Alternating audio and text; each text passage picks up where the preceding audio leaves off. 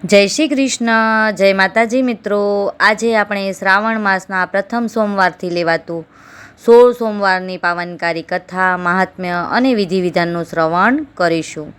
આ વ્રત શ્રાવણ માસના પહેલા સોમવારથી લઈ 16 સોમવાર સુધી કરવાનું હોય છે.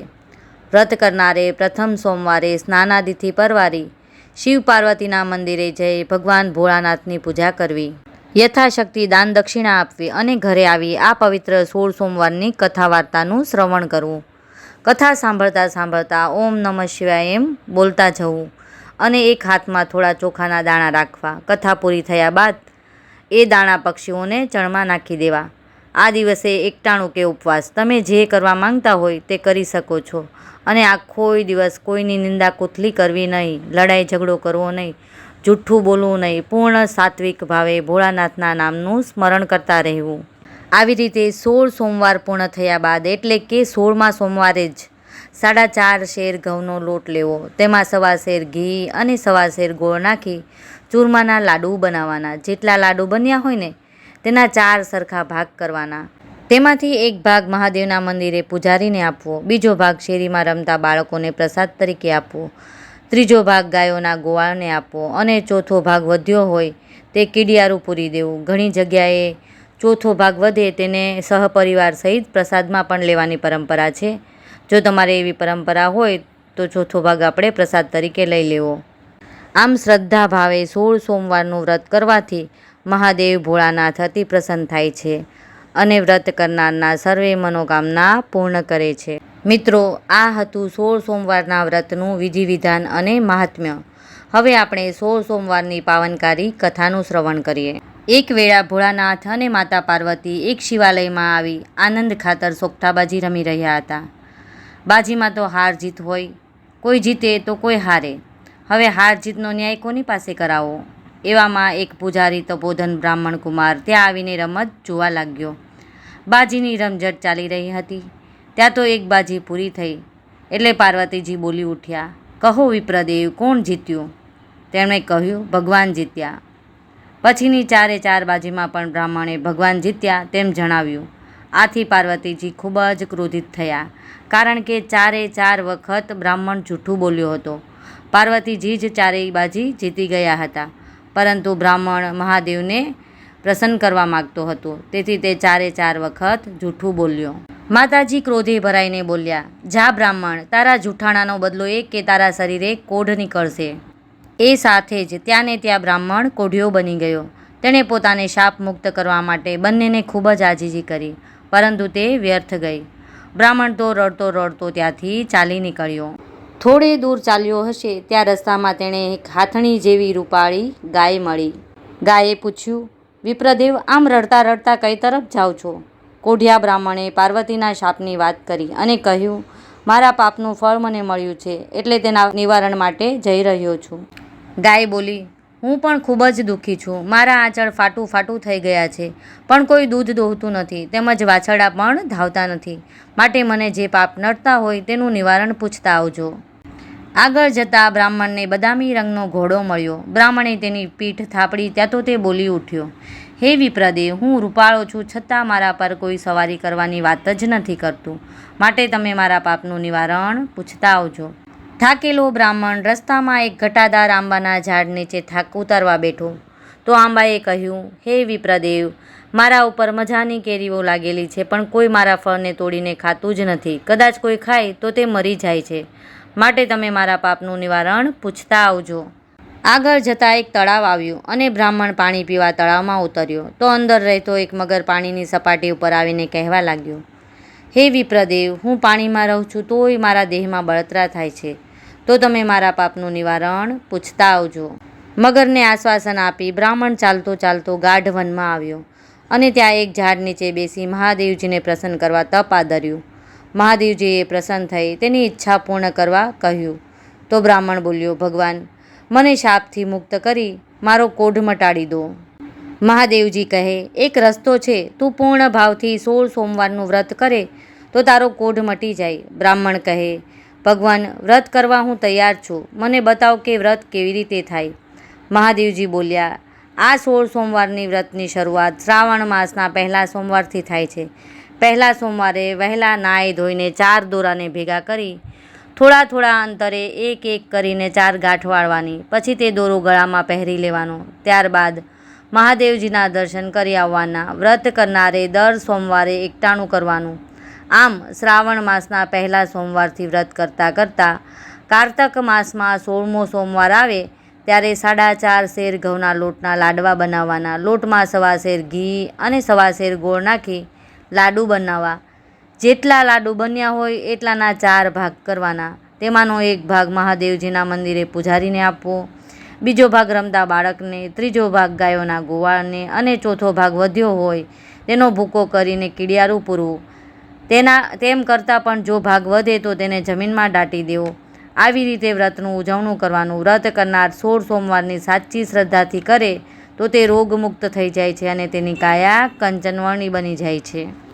કોઢિયો બ્રાહ્મણ ભગવાનને પગે લાગ્યો. પછી તેણે ગાયની વાત કરી અને તેના પાપનું નિવારણ જણાવવા કહ્યું. તો મહાદેવજી બોલ્યા, આગલા ભાવમાં એક ગાય સ્ત્રી હતી. તેણે ક્રોધમાં ધાવતા બાળકોને છૂટા પાડ્યા હતા. એ પાપનું ફળ તે ભોગવી રહી છે. તેનું નિવારણ એ કે તેના આંચળમાંથી દૂધ કાઢી તે દૂધ વડે મારી પૂજા કરજે, એટલે તેની બધી જ તકલીફ દૂર થઈ જશે. બ્રાહ્મણે હવે ઘોડાનું દુઃખ જણાવ્યું. તેના પાપના નિવારણ માટે મહાદેવજી બોલ્યા, પૂર્વજન્મમાં આ ઘોડો વણિક હતો. તે તોલ માપના ખોટા કાટલા રાખીને લોકોને છેતરતો હતો અને ઉધાર ધરીને બમણા પૈસા પડાવતો હતો. તેનું નિવારણ એ કે તું જઈને ઘોડા પર સવારી કરે તો તેનું તમામ કષ્ટ દૂર થઈ જશે. આંબાના પાપનું નિવારણ પૂછતા મહાદેવજીએ જણાવ્યું કે આગલા જન્મમાં એ લોભીઓ વેપારી હતો. તેની પાસે ઘણો પૈસો હતો, પરંતુ તે પુણ્યદાન કરવામાં સમજ્યો ન હતો. તેનું નિવારણ એ કે આંબાની નીચે ધન ભરેલા ચરુઓ દાટેલા છે, તે તું કાઢીને ધન સત્કાર્યમાં વાપરજે, જેથી તેનું કષ્ટ દૂર થશે. મગરના પાપનું નિવારણ પૂછતા મહાદેવજીએ કહ્યું, આગલા જન્મમાં એ બ્રાહ્મણ હતો. ભણી ગણીને તે મોટો પંડિત થયો હતો, છતાં કોઈને શાસ્ત્ર વિદ્યા શીખવાડતો નહીં. તેથી આ ભવે તે મગર બનીને પીડા ભોગવી રહ્યો છે. તેનું નિવારણ એ કે તું મારા પર ચડેલું બીલીપત્ર લઈને એની આંખે અડાડજે, એથી એની બળતરા દૂર થઈ જશે. બધાયના પાપનું નિવારણ જાણી બ્રાહ્મણ મહાદેવજીને નમન કરી પાછો ફર્યો. રસ્તામાં પેલું તળાવ આવ્યું. મગર તેની વાટ જોતો પડ્યો હતો. બ્રાહ્મણે જોડીમાંથી બીલીપત્ર કાઢીને તેની આંખે અડાડ્યું. તે સાથે જ મગરના શરીરમાં ઠંડક થઈ ગઈ. આંબા આગળ થઈ બ્રાહ્મણે બધા ચરુ ખોદી કાઢ્યા. તેમનું ધન સારા માર્ગે વાપરવાનો સંકલ્પ કરી તેણે એક કેરી તોડીને ખાધી તો તેને અમૃતનો ઓડકાર આવ્યો. આગળ જતાં પેલો ઘોડો મળ્યો. બ્રાહ્મણે તેના પર સવાર થઈ કહ્યું, હવે તારા પાપનું નિવારણ થઈ ગયું છે, માટે તારી મનોકામના પૂર્ણ થશે. થોડેક દૂર જઈ બ્રાહ્મણને પેલી ગાય મળી. તેના આંચળમાંથી દૂધ કાઢી બ્રાહ્મણે મહાદેવનું નામ લઈ તેના વડે અભિષેક કર્યો કે તરત જ ગાયનું દુઃખ દૂર થઈ ગયું. દૂર રમતા વાછરડા દોડી આવીને તેને ધાવવા લાગ્યા. આજે શ્રાવણ માસ બેઠો હતો એટલે બ્રાહ્મણે 16 સોમવારનું વ્રત આદર્યું અને કારતક માસમાં વ્રતનું ઉજવણું કરીને વ્રતની પૂર્ણાહુતિ કરવાનો સંકલ્પ કર્યો. શ્રદ્ધા, સંકલ્પ અને વ્રતના પ્રભાવથી બ્રાહ્મણની કાંતિ ફરી ગઈ. એ તો રાજકુમાર જેવો રૂપાળો દેખાવા લાગ્યો. આમ પાર્વતીજીના શાપથી મુક્ત થયેલો બ્રાહ્મણ હર્ષ પામતો પામતો પોતાના ગામને પાદરે આવ્યો તો ત્યાં એક બાજુ મોટો મંડપ બાંધેલો હતો. તેમાં દેશ પરદેશના રાજાઓ અને રાજકુમારો બેઠા હતા. કોઈને પૂછતા બ્રાહ્મણને સમજાયું કે આજે રાજાની કુંવરીનો સ્વયંવર છે. તે તો દૂર ઊભો રહી બધું જોતો હતો. ત્યાં તો એક શણગારેલી હાથણી સૂંઢમાં સોનાનો કળશ લઈને ડોલતી ડોલતી સીધી મંડપ બહાર ઊભેલા બ્રાહ્મણ પાસે આવી અને તેના ઉપર કળશ ઢોળ્યો. આવી રીતે બીજી અને ત્રીજી વાર પણ હાથણીએ બ્રાહ્મણ ઉપર જ કળશ ઢોળ્યો. એટલે રાજાએ પોતાની કુંવરીના લગ્ન બ્રાહ્મણ સાથે કરી દીધા. પહેરામણીમાં સુવર્ણ, હીરા મોતીના અલંકારો, રેશમી જરીના પોશાકો અને હાથી ઘોડા આપ્યા. બ્રાહ્મણ પોતાની પત્ની કુંવરીને લઈ વાજતે ગાજતે પોતાના ઘેર આવ્યો. તેની માએ બંનેને કુમકુમ અક્ષતથી વધાવ્યા અને આશીર્વાદ આપ્યા. મહાદેવજીની કૃપાનું જ આ બધું ફળ હતું. 16 સોમવારના વ્રતના પ્રતાપે તે રાજાની કુંવરીને પરણ્યો અને સુખ સાહેબીમાં રહેવા લાગ્યો. બ્રાહ્મણ હવે રાજા બન્યો અને કુંવરી રાણી બની હતી. જોત જોતામાં કારતક માસનો છેલ્લો સોમવાર આવ્યો. આજે 16 સોમવાર પૂરા થતા હોવાથી રાજાએ રાણીને ઉજવણાની સમજ પાડી. રાણીએ સાંભળ્યું હતું બધું, પણ રસોઈમાં 32 ભાતની વાનગીઓ બનાવી. રાજા જમવા બેઠા અને પોતાના ભાગના લાડુ પ્રસાદી તરીકે જમવા લાગ્યા. ત્યારે રાણીએ સોનાના થાળમાં લાડુ ઉપરાંત બીજી ઘણી બધી વાનગીઓ પીરસી. રાણી ઉપર રાજાને ગુસ્સો આવ્યો, કારણ કે વ્રતના ઉજવણામાં બીજું કંઈ ખવાય નહીં. તેથી તેણે મહાદેવજીની ક્ષમા માંગી અને ચોથા ભાગનો લાડુ પ્રસાદી તરીકે જમીને વ્રત પૂરું કર્યું. એ જ રાતના સ્વપ્નમાં મહાદેવજીએ આવીને રાજાને દર્શન દીધા અને કહ્યું, હે રાજા, તારી રાણીએ મારા વ્રતમાં ભંગ પાડવા પ્રયત્ન કર્યો છે, માટે તેને દેશવટો આપી દે, જેથી તેનું અભિમાન ઉતરી જશે. બીજે દિવસે સવારે રાજાએ રાણીને પહેરે લુગડે કાઢી મૂકી. રાણી ચોધાર આંસુએ રડતી રડતી એક ગામમાં જઈ પહોંચી. ત્યાં એક ઝૂંપડીમાં એક ડોશીમાં રેંટીઓ કાઢતા હતા. ત્યાં ગઈ અને પીવા માટે પાણીની માંગણી કરી. ભલી ડોશીએ તેને પાણી આપ્યું અને તેના દુઃખનું કારણ પૂછ્યું. દુઃખ જાણીને ડોશીએ રાણીને પોતાના ઘરે રાખી. પરંતુ રાણીના પગલાં થતાં જ ડોશીથી સૂતર ઓછું કંતાતું હતું અને તાર વારે વારે તૂટી જતા હતા.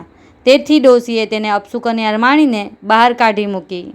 આગળ જતાં રાણીને એક ઘાચણે આશ્રય આપ્યો, પણ તેના પગલાં થયા તેની સાથે જ ઘાણીમાંથી તેલ ઓછું ઉતરવા લાગ્યું. તેથી ઘાચણે રાણીને હળધૂત કરી કાઢી મૂકી. થોડે દૂર એક કૂવો હતો. તેના થાળા ઉપર ઊભેલી એક પનિહારી પાસે રાણીએ પીવા માટે પાણી માંગ્યું, પણ પનિહારી પાણી પીવડાવવા જાય છે ત્યાં તો ઘડો કાટલામાંથી ભાંગી ગયો. આથી છણકો કરીને રાણીને પાણી પીવડાવ્યા વગર કાઢી મૂકી. આગળ જતાં એક મહાત્માની મઢી આવી. મહાત્માએ રાણીને આશ્રય આપ્યો અને જમવા બેસાડી, તો તેના કમ ભાગ્યે થાળીમાં ભોજનની વાનગીઓને બદલે જીવડા થઈ ગયા. મહાત્મા આનું કારણ શોધીને સમજી ગયા. તેમણે રાણીને કહ્યું, બેટી, તું મહાદેવજીનું વ્રત કર.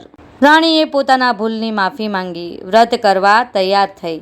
એટલે મહાત્માએ તેને 16 સોમવારના વ્રતની બધી જ સમજણ પાડી. થોડા સમય પછી શ્રાવણ માસનો પહેલો સોમવાર આવ્યો. તે દિવસથી જ રાણીએ વ્રતની શરૂઆત કરી અને કારતક માસના છેલ્લા સોમવારે રાણીએ વ્રતનું ઉજવણું કર્યું. મહાદેવજી રાણી ઉપર પ્રસન્ન થયા અને તેને સુખી કરવા માટે રાજાને સ્વપ્નમાં દર્શન દઈને કહ્યું, હે રાજન, તારી રાણી વનમાં તપ કરી રહી છે, તેને તેડી લાવો.